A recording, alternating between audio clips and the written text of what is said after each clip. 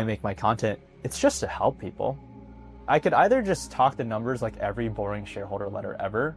That's not who I want to be. Sorry, I'm getting a little emotional thinking about it, but this journey is so deeply painful and hard and lonely for people. I think as hard as it is to figure out, number one, what is the problem I'm going through? Why is it so hard? Why am I struggling? And then to share that so vulnerably in such a public space with, when you think 150,000 or a million people view a video, not everyone's nice about things and they can be pretty awful actually. It's just because I want to show other people like, hey, what you're going through is totally normal and okay, and we will get to the other side. I'm Sammi Cohen, and this is Social Currency, a podcast that unpacks the stories that are shaping business, culture, and the intersection of the two.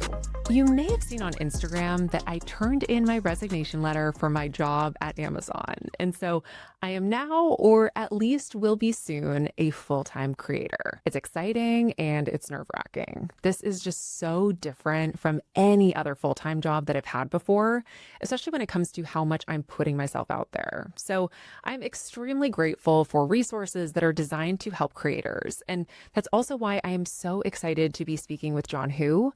John is the CEO and co-founder of Stan. And Stan is a creator platform that's helping digital entrepreneurs turn their audiences into thriving businesses. Stan has become a go-to tool for over 60,000 creators looking to monetize more efficiently. And the creators that are using their platform have made a collective $250 million. And recently, Stan announced a major partnership with Stephen Bartlett of the Diary of a CEO podcast. Stephen is joining Stan as a co-owner, and it's the biggest investment deal he's ever signed. This news is so recent, actually, that John couldn't even talk to me about it when we sat down for this interview, and you'll notice he definitely teases it and knocks on some wood for good measure. John doesn't just run Stan, though. He's also a creator. And you'll hear more about this in the episode, but his content about the creator economy just makes me feel so seen. And you're going to be able to tell that I'm just very emphatic about how awesome John and his business are. Today, we talk about why John's never raised institutional capital after the seed round, why he thinks it's still day one for the creator economy, and advice for founders who are building in public. This is John Hu's Social Currency. John, welcome to Social Currency. Thank you so much, Sammi. I'm pumped to be here. So before we actually get into this episode, one thing that I want to call out to all of my listeners who don't know who John is one of the most talented people in the world of edutainment. And edutainment is a word that really is twofold. There's the education piece, so his ability to distill information and create value for his listeners.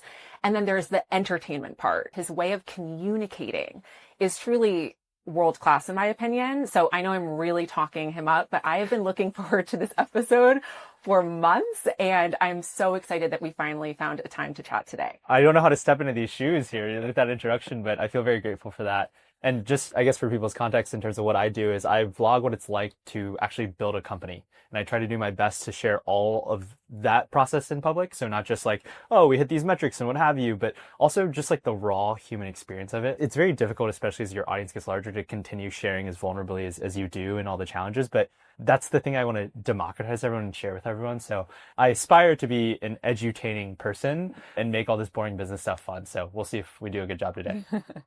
The place we're going to start is the beginning. So you were getting your MBA at Stanford, Yep. and you decided to start Stan at that point. Yes. So what was the original insight that led you to start the company? So I think we actually have to back up even further, because I think when you start a company, oftentimes it's a deeply personal human reason or experience as to why. And I think starting at Stan was actually the high point or the climax of a lifelong search for meaning through the lens of my career.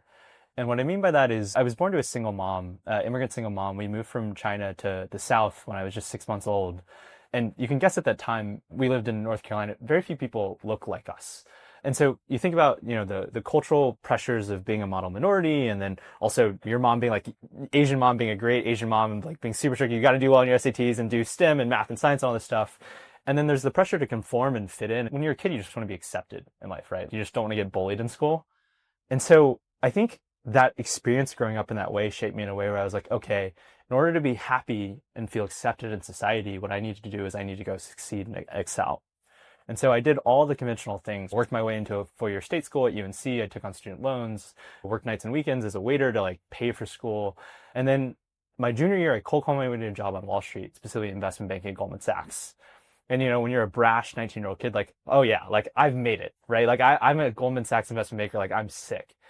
And of course, the reality is when you get to the other side, you see all your bosses and the work itself is like pretty miserable, and you're working for these large corporations in many ways, and you're like, wait, this can't be everything, right? My bosses like don't even have good relationships with their partners and their families. Like, I don't know if I want this.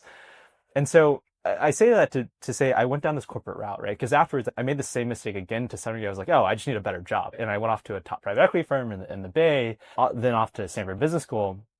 All that to say is like, I checked all the boxes that I thought would make me happy. But I think you have this realization at some point in your life. It's like, wait a minute, I've been given all of these stories of what's actually good for me, and I need to decide what's actually good for me. I think a lot of us had that moment during COVID, right? Like I was just doom scrolling my feed on TikTok. And I knew I didn't want to go back into corporate. And I started asking myself, like, I was like, oh, this creator economy thing is really interesting.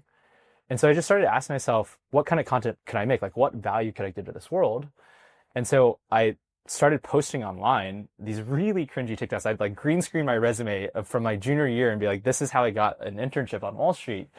And, it was the first time in my life where I was like, not only did I know for sure I was helping people, I was like, thousands of people were saying like, thank you so much. I got my first interview out of this. I finally learned how to send a cold email and not be terrified of it, whatever it was. And it was also the first time in my life where I actually got to know what it means to be creative.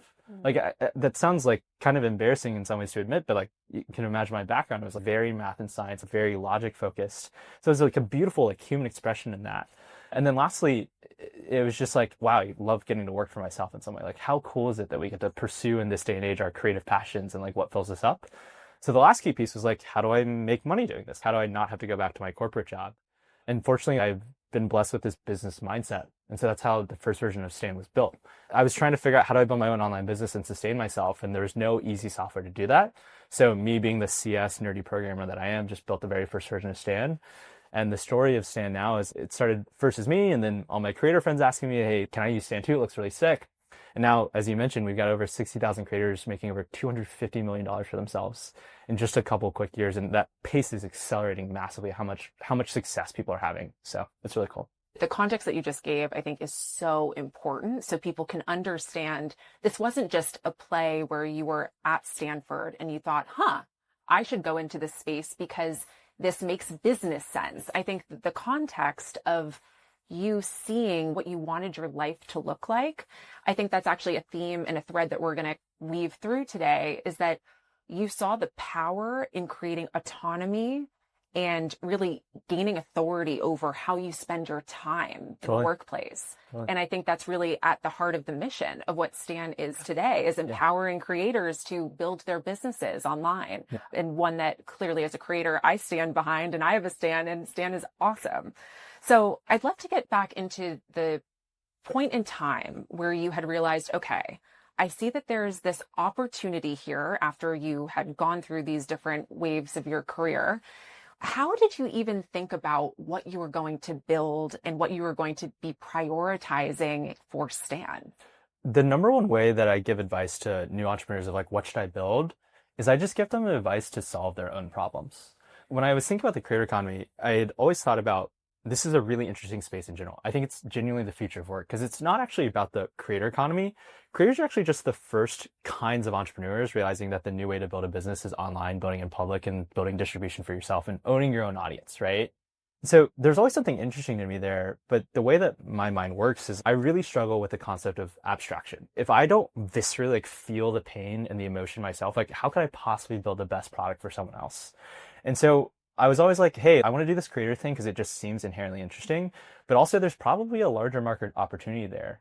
And I think maybe one of the themes we can play on to help people think about how they can find success is I think the most successful businesses are those that don't just come from the rational brain of, hey, there's an execution opportunity here. I think the best businesses come from when you pair that with that deep sense of purpose and why. That's your own personal story, like what you've gone through, which sounds like super woo-woo to people, but hopefully maybe through the lens of this conversation, we can help break down for people. If you pair like cunning strategic execution and seeing the strategy with like genuine deep purpose, like you get, at least so far in Stan's history and our success to date, we've gone from 0 to 30 million in ARR in just 3 years.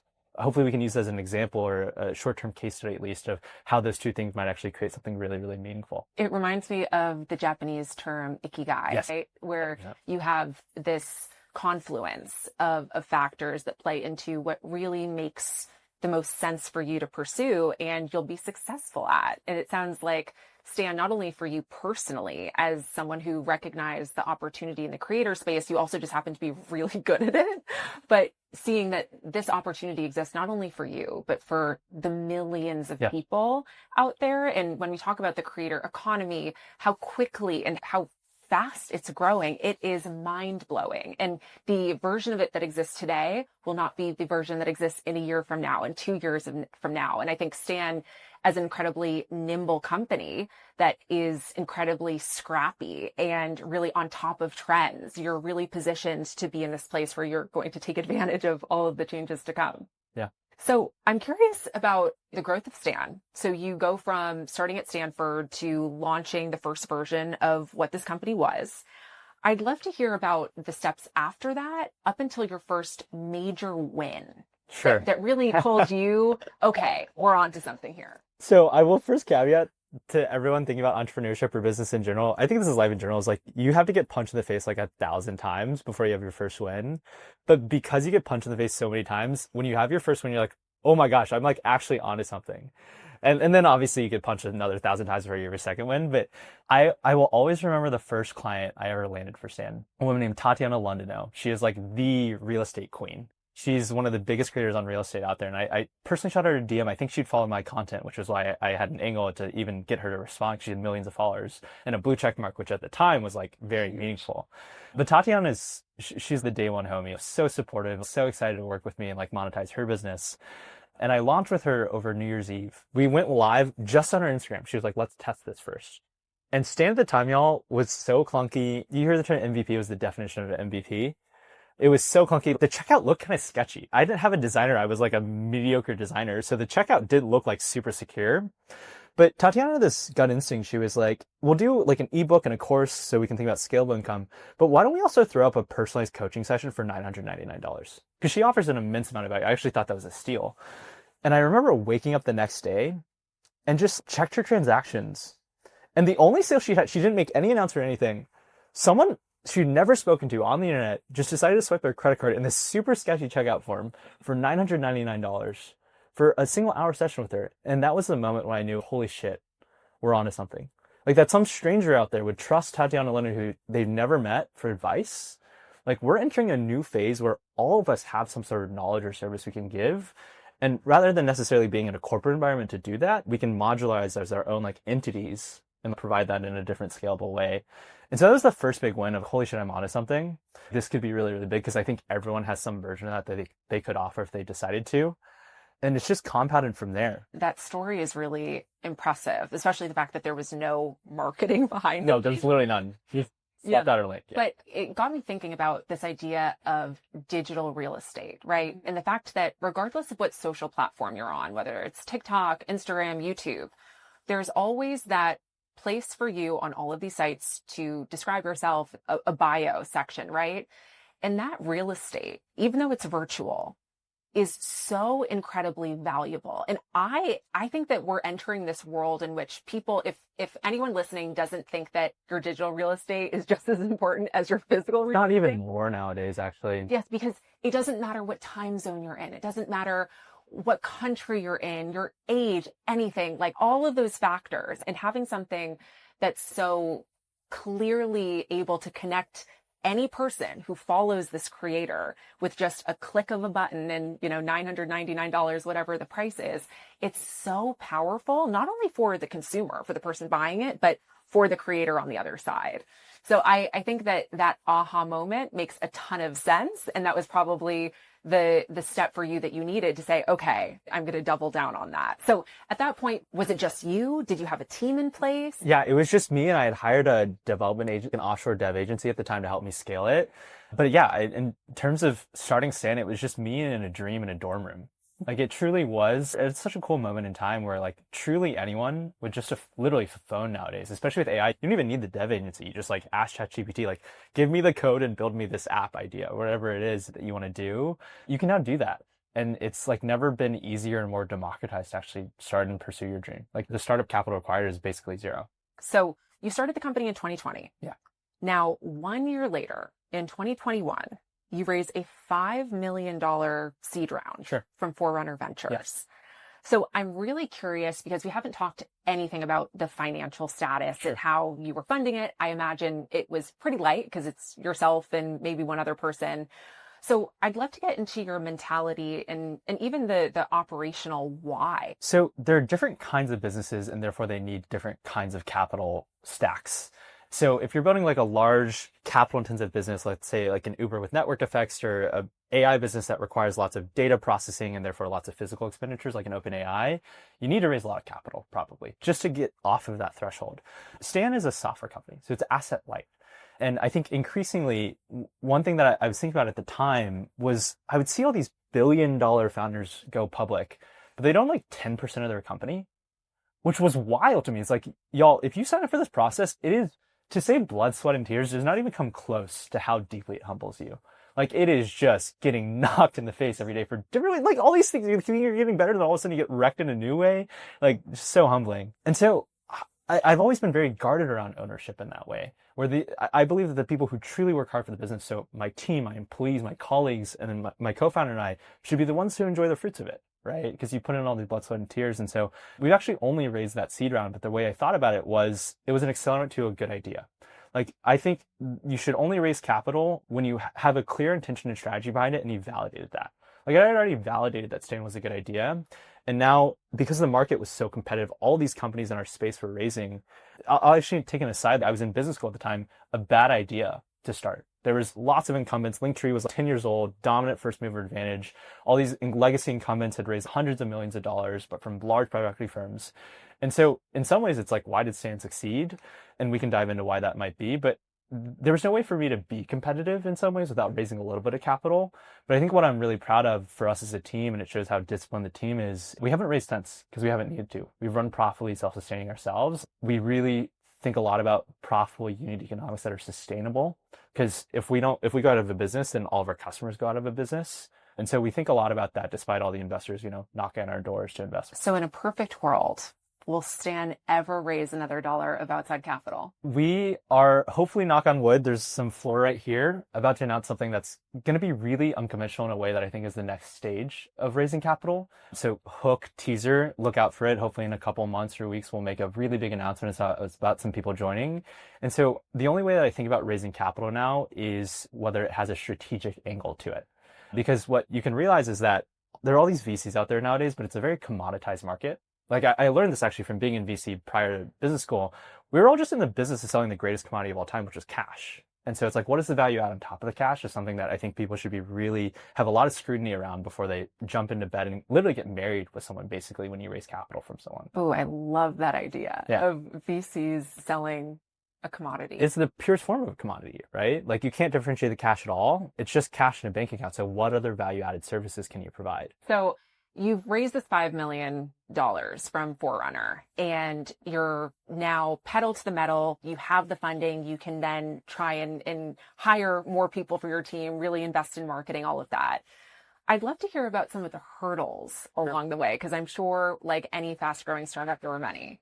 So first you've got to build a product that people care about, right? So there's the term product market fit, but what does that literally mean? Which is, I think every first-time entrepreneur has some big grandiose idea of like, oh, it'll have this feature and it'll be like really sick because it'll actually hit this thing, and then like we'll create these crazy network effects or what have you. And then a second or third time founder that's been successful, I think, has the realization like, oh, it's never that grandiose and it always is way harder. And so what happens is you launch this product in the market, and you've obsessed over it for the last year or 2 years, and you work so hard to ship it, and then it probably breaks half the time because you don't realize all the ways that it breaks, and then no one cares. Very rarely does someone care immediately. And so the number one hurdle is building a product that someone cares about and actually wants to use. Because the number one gap that I think people, a naive first-time founder or entrepreneur might think is like, when someone tells you it's a good idea, does not mean that they will actually use it. It's almost like any idea you come up with probably isn't a bad idea. So everyone's is going to be nice to your face and be like, yeah, like that sounds great. Like that's really cool. But are they really going to go out of their way to take time away from their family or their jobs or like scrolling on Instagram or TikTok to use whatever thing you have? Like that is a big big question to answer. And it's a very large gap between whether or not they say that's a good idea. And so iterating on a product that like you put out in the world, you get some feedback from like the 1 or 2 out of the 300 people you show this to that actually use it. And you're like, well, what was good about it? What did you like? What did you hate? And you keep improving. That cycle in and of itself can take months, if not years. It's a lifelong process, of course. But that's the first hurdle, is like making something that has value in this world, that people actually care about. And then from there, it's a question of like, once you have core product, okay, you have to get distribution on that product. As in, you have to get people to care about this. And I think consumer products are incredible at this, right? Poppy just sold for the amount they did because they were so good at creator marketing and getting people to care about Poppy on top of a great product, right? Like you had to build Poppy, and I think the brand name transition, and they had to change the ingredients and actually create the right can, all that kind of stuff was years in the making before then they like cracked the distribution insight. And so then the marketing side, it's like, the fundamental question I think everyone should ask is like, why does my target customer, why would they give a, can I swear on this podcast? Yes. Give a shit about my product? Yeah. And so in that process, this is where you get to be creative and fun.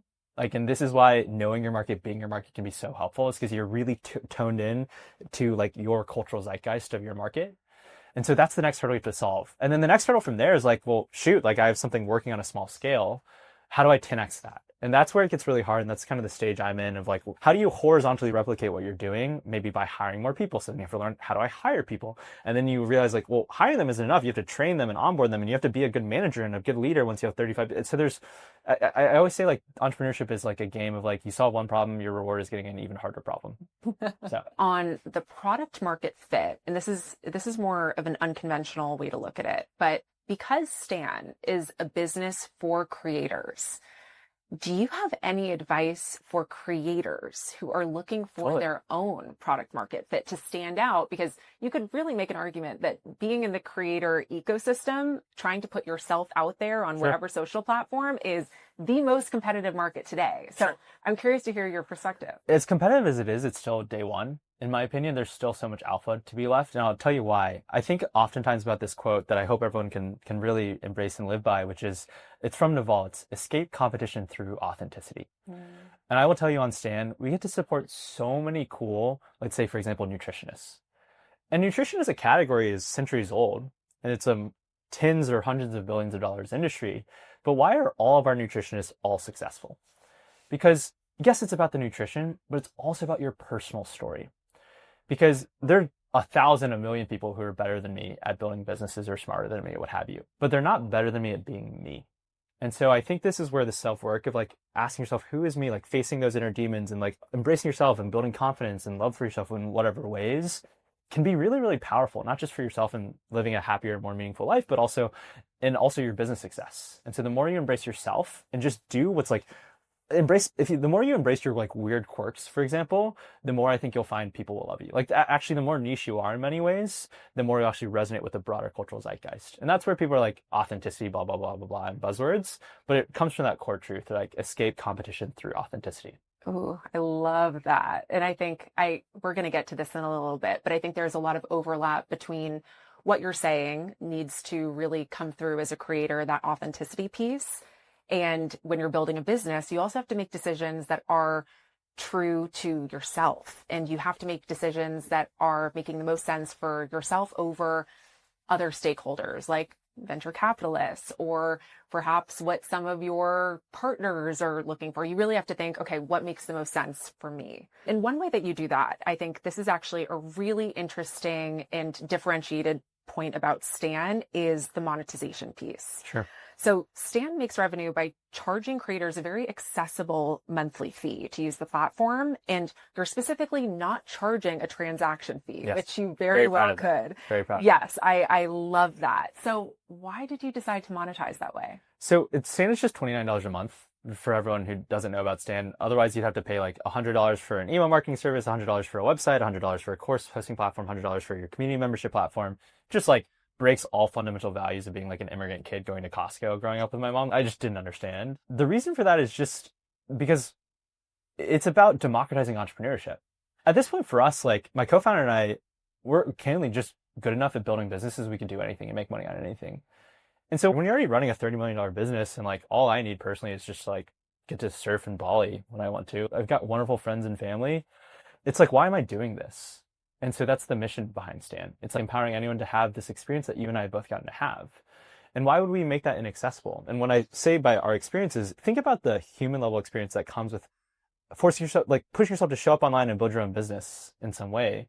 The amount of self-confidence that I would guess that you've built from this process of like, I remember the first time I did a 30-second TikTok, it took me like 3 days. I filmed over 3 sessions. It was like trying to repeat the same line. I hated how I looked, or I hated what I said and my tonation and all that kind of stuff. But through like sheer grit, you do 100 of those and you really start to like build an immense amount of self-confidence. And then the first time you offer a product online, that's terrifying. That's a deeply vulnerable exercise in a different way. But then you get to the other side, and what we believe is so powerful about this experience is the transformation of it. Like the amount of self-agency and meaning fulfillment people feel out of that experience, like that's what I want to give to the world.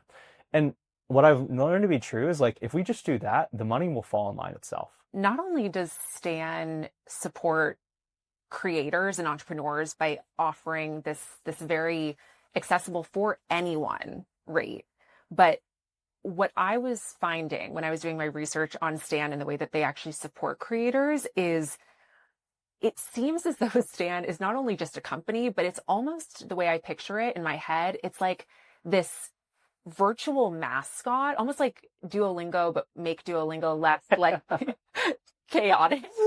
Less butt cheek show. Yeah. But I'm picturing Stan as almost this figure that is holding the hand Yes. of the creator and cheering them on, like literally hyping them up as they are going through their creator journey. Wow, I need to figure out, I need to connect you with our brand team because that's exactly what we're trying to figure out how to scale that sense of. And this is why I love the name Stan.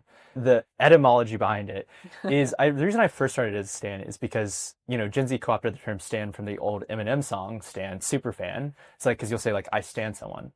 And that first version of it was truly the core principle. It was like, I want us to stan our creators and our entrepreneurs. But what it's evolved into over time that I really love is I envision like, who's that friend Stan? For example, we have an AI agent within Stan called Stanley. It'll like scrape your social media, help you make content in your voice and make digital products for you on your behalf, all that kind of cool stuff.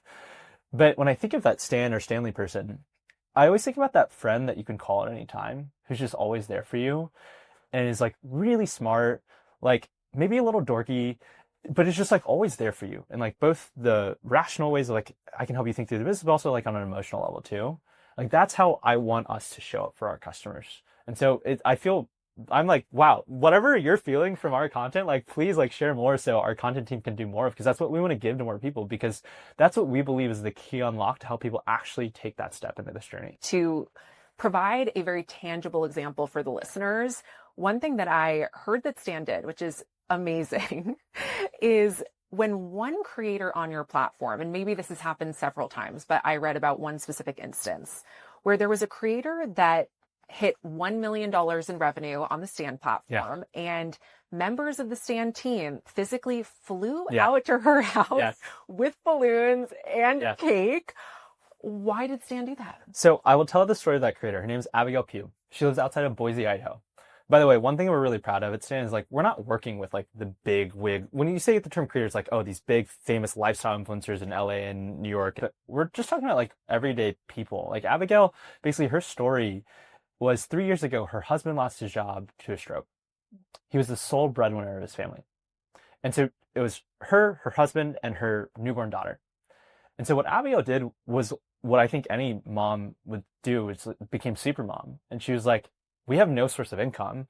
I've been doing a little bit of UGC on the side. And so she was like, I got to go full on this TikTok thing. And she started teaching other moms, like, how can they do UGC as well? And she's built her business and evolved her brand so many times since then, but she's now crossed over $2 million of revenue on Stan. And specifically, she retired her husband. And my favorite post that she does is, she's like, my greatest business flex is that it's a Tuesday at 9:30 a.m. and I'm on a walk with my kid and my husband, and I'm also still running a successful business. And so like, of course we want to celebrate that story. That's sick. Like that's human resilience and like persistence manifest. Like imagine being Abigail in that moment when your husband has a stroke. It's like physically debilitating, and it's also therefore financially debilitating, and to step into those shoes, like you got to celebrate that. That's sick. I want to switch gears a little bit to talk about different types of social media presence. So we've talked a lot about Stan and what Stan has built from a business standpoint, helping creators. But now I want to switch gears a little bit to John. Sure.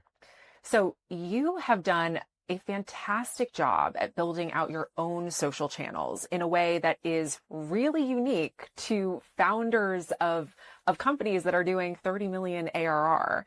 And of course, Stan is also very active on social, but as of this taping today, you have 156,000 YouTube subscribers, and that's all about John.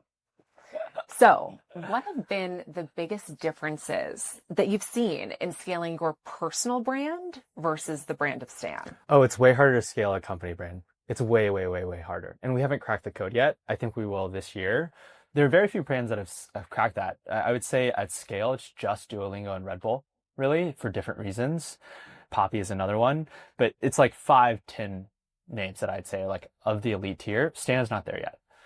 What I can tell you about building a personal brand versus a company brand, the number one reason I think about why it's so much harder is like when you think about the corporate term of brand, which is this nebulous term, what actually is it? Like why does Nike or whatever Fortune 500 company sink billions of dollars into building a brand? It's because they're trying to, as closely as possible, approximate a real human being. And so that's why this whole creator economy thing is so powerful, right? Because it's just connecting with a real human being, which we as human beings want to do rather than some like nebulous overlord corporation like Amazon.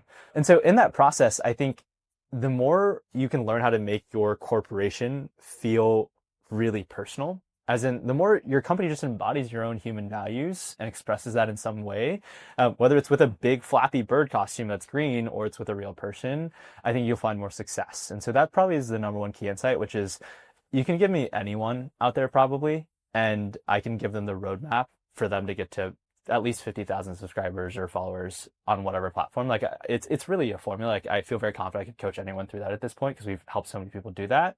You give me a corporate brand account, I'm like, good luck cracking that code. So you'll have to figure that out over time, and I will let you guys know if we ever crack it. And I actually want to go a few layers deeper, specifically on your personal brand. Sure. And we'll stick with YouTube because that's a big platform for you. So when I was looking at a lot of your content the other day, one thing that stuck out to me is that the content on your personal YouTube is different than the content that's obviously on Stan, and you're not necessarily even promoting or talking about Stan Sure. on your YouTube. So I'd love to actually hear more about the psychology of you building out this personal brand that is very much separate Sure. from Stan. And the intention behind it, is that to grow your personal brands that people find out about Stan and go back, or are they two completely separate topics? Yeah, in many ways, they're separate topics. In fact, the real rationale is founded in the concept that I call unscalable time. Basically, when you're leading a company of this size and scale, everything you have to do has to be hyper optimized because you're just like being extracted to like do the most important thing for the business. And so it's really hard to do the unscalable things like talking to customers or making content because it's a different mindset than like making strategic decisions and sitting in meetings all day and like managing people. But I think the problem with large companies like a United or a Comcast that have very frankly like awful customer service is because those CEOs or those execs are so far removed from the actual customer experience. Like if you sat through a Comcast support call, like personally, I'd want to blow my brains out. Right. And so, yes, making content is quote unquote unscalable for the business and very intentionally so. It like doesn't drive anything to the business. So like, why would it be worth it for me as the capitalist and in that side of my brain? But it's like about that deep emotional connection and consistent connection that we have to our customers, which is what makes us so special. The reason why Stan, I alluded to this earlier, like, why is Stan broken out versus the hundreds of other business? There was a link.in.bio, link.in.bio. There was like 17 different link in bio services. Why is Stan broken out of all those that started 10 years before us or 5 years before us? One of the key traits and reasons why is because we were the only ones who were truly creators ourselves. Everyone else was like a tech bro trying to make money off of a hot space. But like, no, like we are all creators ourselves. We bleed it. We sleep it. Like I'm like literally making a YouTube video right now.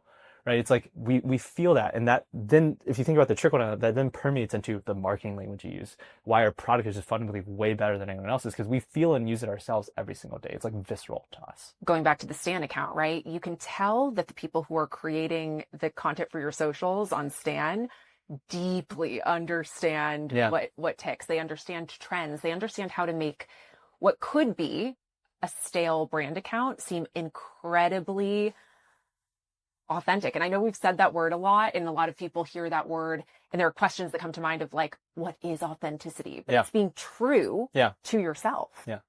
I think the instruction I'd give someone on what is authenticity or what is that for me is just go do what you want to go do. Like what Sammy's alluding to on our brand account is we make content that goes pretty viral, but it's like with the in-crown, it's like creator coded because we're creators ourselves, right? So it's like there's these tiny nuances that we pick up subconsciously in any interaction with any human being, but in content, it's like there's tiny little nuances that lead to a video being a 2K view video or a 1 million view video. And because we just live, sleep, and breathe this, because we just like doing this, that is authentic to us and therefore shows in our results. And so whatever someone else is doing, I think I would focus on like, just do what you want to do and you're passionate about, and I promise you the results will come.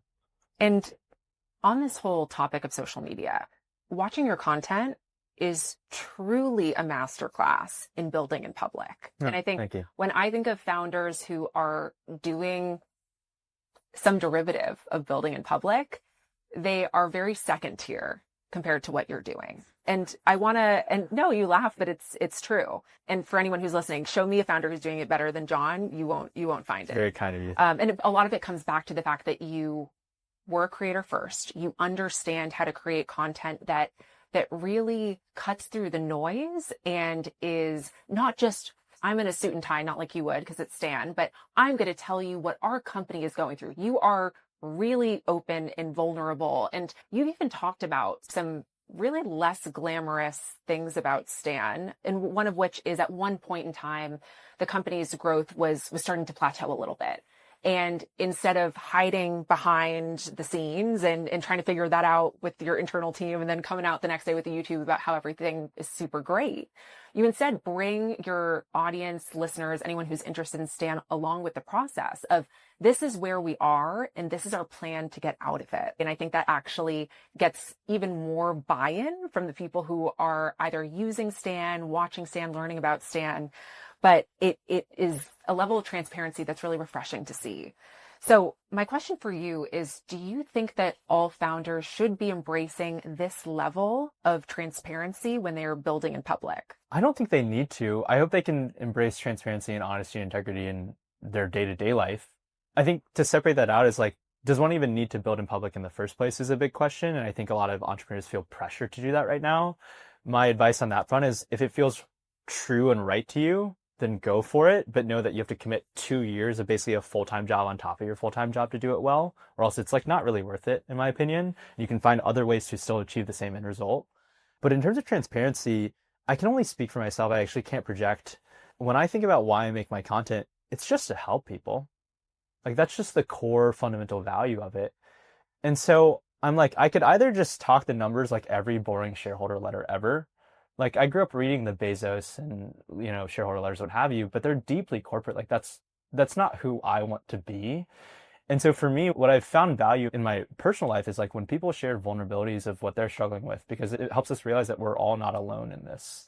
And I think, sorry, I'm getting a little emotional thinking about it, but my hope is that this journey is so deeply painful and hard and lonely for people. I think as hard as it is to figure out, number one, what is the problem I'm going through? Why is it so hard? Why am I struggling? And then to share that so vulnerably in such a public space with, when you think 150,000 or a million people view a video, not everyone's nice about things and they can be pretty awful actually. It's just because I want to show other people like, hey, what you're going through is totally normal and okay. And we will get to the other side. Like we will always get to the other side. And so that's the hope and the intention that comes through. And for me, I think the level of effort, and you spoke to this, you said it's another job on top of the job that you already have of building a company. I think the level of effort can't be understated. And for whoever's watching this, now what you can't see is that we have our cameras, but then there is a separate camera crew unrelated to the podcast that is currently filming John right now. And that's for vlogging that you're doing completely separate from what we're doing right now, right here. And I just think the way that you're doing it, number one, you're doing it at such a high level that not only are you just building in public, but you're creating something that's truly fascinating to watch. And why is it fascinating? It's fascinating because of the level of effort and time that you're putting into it to make sure that the quality of the product that you're putting out is the highest caliber. So I think that there's this notion of building in public of, oh, I'll just, I'll film a day in the life, right? I'll take a few snapshots when I'm answering emails or talking to customers. But no, in order to do this the right way, to really have it break through the noise, you need to really invest. So I think it's a sexy term right now, but I don't think a lot of people have fully conceptualized what that means. And we shouldn't say this to dissuade you from starting and doing it. Like, I can tell you all of the downstream benefits that's come out of this. It's not even just the business stuff. Like, it's made my life more meaningful and rewarding. I've met incredible people out of this. Incredible people who joined the company and the team because of the content. The risk reward payoff is really, really high if you actually get it to work. But just, you got to know that you have to obsess. You have to obsess and work really hard for it. LinkedIn says that you are building a $1 billion company. In fact, this is actually when you look up your name on LinkedIn, that's the first thing that you see. Daily Journal, building a $1 billion company. That's a very aggressive goal. Sure. So what is the next unlock that has to happen with Stan in order to get to the $1 billion? What we're struggling with now and trying to figure out is the concept of repeatability. What I mean by that big buzzword is Stan has all the raw ingredients now. It has the best product in the market. We have a really clear brand and marketing message that we know resonates with people. And we have the right team. Like, my team is awesome. They're way better than me. Like, super talented, just incredible people to work with. And we have the right culture. Like, I would say, like, it's a very hard job. We anti-sell people the whole time. Like, please don't join. It's like not a 9 to 5. We work like 60, 70 hours a week. We're all really committed to the mission, though. Here's the payoff, of course, of that. So we have all the right ingredients to building, quote unquote, a good business. And now it's actually about making that thing happen. And I think in life, we all underestimate that we all have great ideas, but to actually turn that execution-wise into a $1 billion company is a whole different kind of skill set and a very difficult, painful process. And so what you've seen from us is like, so far, is like this lightning out of the gates 0 to 30 million out of like sheer potential, hustle, intuition, what have you. But those things will only get you so far. If you want to get to that next level, it's all about this sense of like repeatability. Like, how do you build basically teams that can do things on your behalf and take whatever insights you have and actually run with them even further? Like, how do you build an organization that day in and day out shows up? Like, for example, in the public markets, businesses are graded to some degree on like how much every quarter can they deliver results and even better. And that kind of mentality is a very different kind of mentality than the one you use to start a company. And so there's a lot of your own personal identity, your own personal mindset shift that has to occur in that. And we're going through that process now. I would imagine there's just, you get to this point once you've grown so quickly, so fast, where you then have to think about, really, how do we continue to build at this level and scale? Yeah. We'll have you back on the pod once you get the $1 billion valuation, and we'll talk about everything that's happened since now till then. So switching gears to, these are questions that I ask every guest. And I'd love to start with you sharing a system that you have. Sure. And this can be a system for anything that benefits your career or business. Part of this repeatability thing is me learning this term system as an example. Like, I'm very much so in like the creative visionary storyteller, like artist mode, as opposed to like systems and processes, but they're really important for scaling. I'll give you a system or a process that I have on a weekly basis that helps me build in public, which is I start on a Sunday. I start my work weeks on Sundays because you got to prep for the Monday with the team and I got to show up for the team. But on Sundays, my ideal system, and my content team is here with me, and they are the victims of this system because I'm not the best at following it, is the ideal Sunday is I wake up and I script for an hour or two uninterrupted. The goal of the system is to, how can I repeatedly put out a great YouTube video every single week? And so you have to work backwards from that goal and be like, okay, what do I need to do throughout the week? And who do I need to hire to actually make that happen? So I have a great video idea. I then need to flesh out and do my work of scripting that out.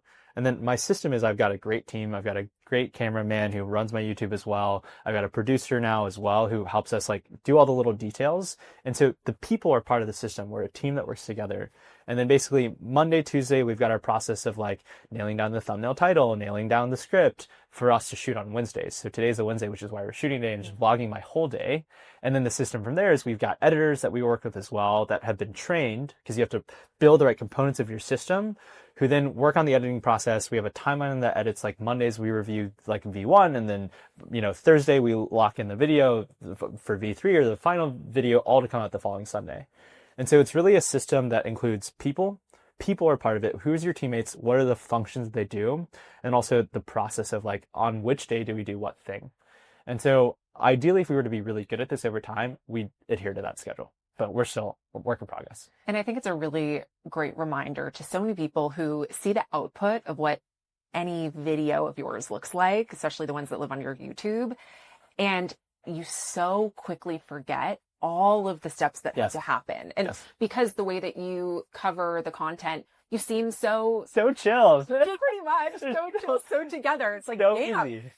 up with all of that, like right now, like shoot. And just the way that they're edited, it's really fun and entertaining to watch. And I keep saying the word fun, but what I really mean is it's captivating. And that's what I think has also helped to propel your own channels to the success that they've reached. But yeah, we forget about what goes on behind the scenes. So next question is coming from the social currency corner, where I get your input on a trend or story that's impacting business and culture.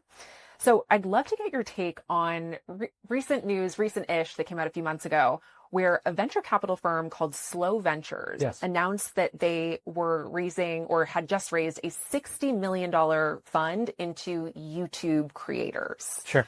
So is this the beginning of VC or more institutional investors getting into the creator ecosystem? I have so many nuanced thoughts on this. Thank you so much, Sammi, for asking me. So I'll tell you why it's both a good idea and where it's a bad idea. So the first version of the creator economy was all these creator economy tool startups raising a bunch of money, because we were like all hyped, like creator economy is the future of media and work and all this stuff. And none of those bets have really panned out, with ideally the exception of Stan in this context. And so the next stage of that I'm starting to see a lot of VCs start to be interested in, private equity, is investing in creators themselves. I'll tell you why this is a good idea.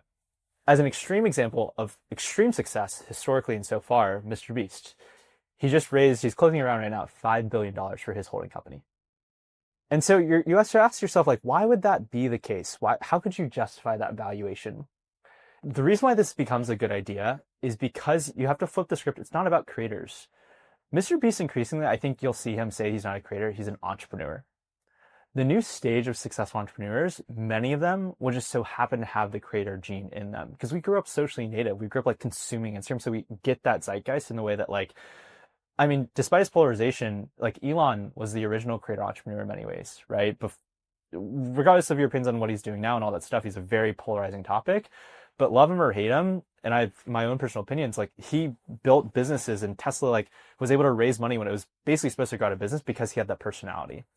And so ideally, if you're to extract the good things to learn out of that story, it's every creator is just a new entrepreneur. In VC, there's different stages of bets. And at the seed bet, you're basically betting on pure raw potential of the team. It's like the size of the market and the team. At the end of the day, that's really all that matters. The product is going to change 100 times. And so a creator bet is the purest form of a seed bet, because you're just purely betting on the raw talent of this person. And so that's a good idea when it really works out. But in 99% of cases, it's probably not going to, for a bunch of different hosts of reasons, completely out of the VC's control. And so why it might be a bad idea is you have to think about the key man risk of all of it, right? Like people are going through cancel culture cycles, what have you, or like literally I could get run over by a bus tomorrow. Hopefully I don't. But there's so many risks when you concentrate it all on one single person. And so these creator fund bets, I think, are inherently interesting. I think at that scale of fund, it makes a ton of sense, especially because they're that early to the market. I think as more people flood into the market, people need to get really discerning around who's going to be a successful entrepreneur and who's not just going to be a successful creator. Because a successful creator is just a media business, which, we've seen the best media businesses like a BuzzFeed or a Vox really struggle to scale after a certain point.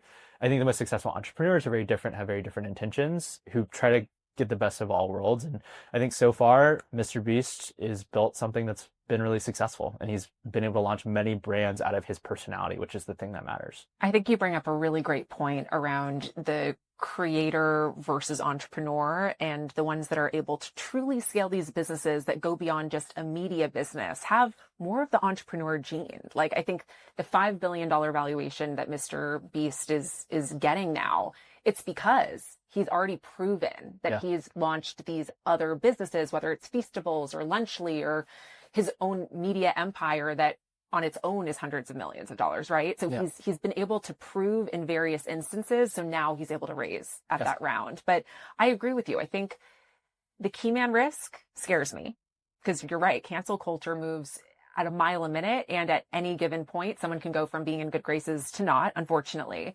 But I do also see that there's this trend that is not going away for the creators who are able to build something larger than themselves to create these holding companies of sorts where they have different verticals that not all that different from what you are doing in the sense where there's the brand of John and the brand of Stan. They're able to step away and out of the limelight to say, okay, I'm spinning off this business. Now this business exists beyond me. More to come there. All right. So let's end with some advice. So for this part, I asked listeners about what's top of mind in terms of their business questions. And this is one of my favorites. So I'm an accountant who owns my own business. Sure. I see many small business owners online who create their own social media pages of various kinds to promote their businesses. Do you think all business owners, including myself as an accountant, need to promote themselves online through social media? I don't think you need to, but I can tell you it's one of the best channels to do so. And I'll give you two different ways to think about it. One is, what is social media other than just the new newspaper, the new TV? So in the old way that you have to pay money directly to a newspaper or a TV channel, like an extortionary amount of money to get your face to be like, please sign up for my accounting service, you actually just do that now for free. And so it's just, I'd want you to rethink what social media is. It's not social media anymore. It's just another marketing channel. And so if it's the one that's right for you, like maybe you're the realtor who just wants to have your face plastered on every bench. You just want everyone's butt to sit on you. Like that could be your channel. But it's like for the people that resonate with social media, I can tell you that you can immediately scale to millions and thousands of people in a way that you can't otherwise. It is a very good channel to look at, but you don't need to. Our business is actually our own creative endeavors. You can do whatever you want to, ideally, and continue to stay afloat. I'll give you a really tangible example to crisp this up. One of our biggest creators is a guy named Duke Loves Taxes. If you're an accountant, you actually know Duke probably. He's hilarious and he makes taxes fun. He's built a massive tax and accounting business because he just shows up and like talks about credits and debits in a way that people actually want to listen to. He's like, by the way, if you do over 10K in revenue, you need to pay taxes and stuff. I got you. Like go to my Stan store. We'll help you out, all that kind of stuff. And he's built a whole funnel for employees through social media. So I would give you a high success case and tell you, you got to market your business somehow. So social media is a really good free way to do that. I love that take. And it sounds so simple, but conceptually it is so right that social media is the new version of the newspaper and media is always evolving. And this is the current form to get information about yourself or your business into the public eye. And then I also, something that you had brought up around Duke Loves Accounting. Yeah, Duke Loves Taxes. I need to look him up.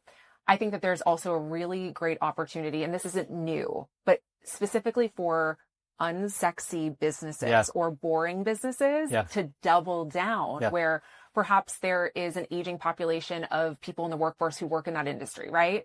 There's actually this, I don't want to call it an arbitrage opportunity, but it really is. Yeah, it's an opportunity to say, hey, I'm working in a space where people are hungry for information, right?